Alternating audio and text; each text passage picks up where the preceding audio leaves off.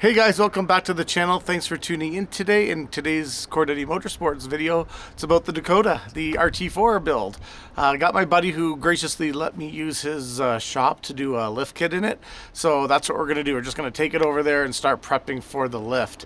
So yeah, definitely. It's been kind of a real crappy April. Snow and ice and cold temperatures. Haven't been able to get out in the truck.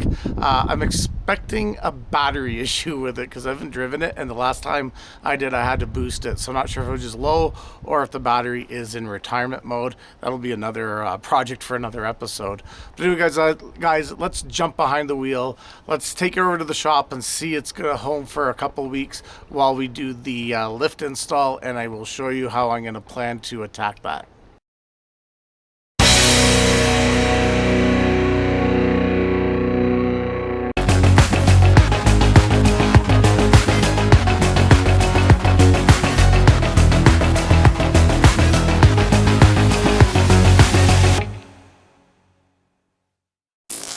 Okay guys, got everything out of the way, just chatted with my neighbor a little bit, and let's see.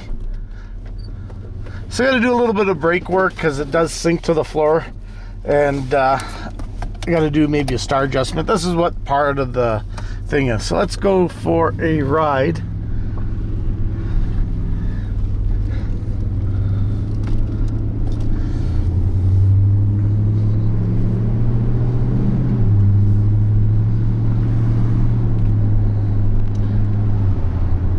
So some of the plans that I have with this, obviously I'm going to go over a little bit and explain the process of the lift kit, how I'm going to install it. Just basically going to replace all the shocks at the start, and then I'm going to just crank up the torsion keys for the lift this time, rather than I don't have the torsion key toolkit and everything. I'm just going to wait till the other part is done and get that done at a later date. But in the meantime, I can do a little bit of a workaround with the torsion key lift, which is just cranking on the torsion key bolts and then lifting the truck that way. The other one I'm going to do is just the blocks in the back, and that's it. Again, remove the what's it called, the sway bar.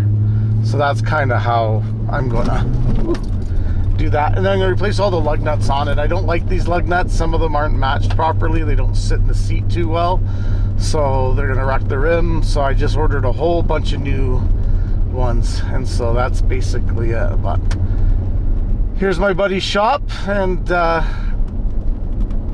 definitely so happy he let me use it. I get to lick some problems. Of course, I'm going to detail the inside of the truck and get it all ready for the dirt bike season.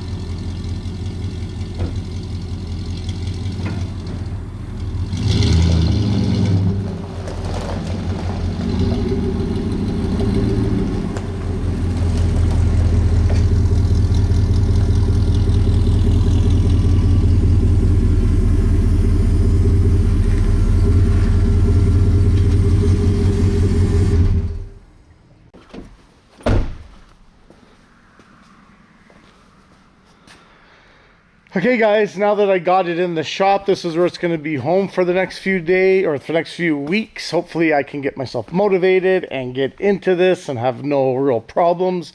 So we're going to start off in the next couple of days. I'm going to come here and just kind of squirt a little bit of it's called some penetrating, rust penetrating, not WD-40, but like a rust inhibitor or penetrating fluid on the shock and on all the bolts. Just let it start working its way in, and then I'm going to jack up the front, and I'm going to crank the torsion bars, and I'm going to replace the front shocks. When it comes to the rear, I'm going to do the same thing. I'm going to go in and give a blast a little bit to the anti-rust, a little bit of the WD-40, I'm going to call it. Remove the rear sway bar. I don't know if you can see that little link there. I'm going to remove the sway bar, remove the shocks, install the 3-inch blocks, tighten it all up, and then have my lift kit.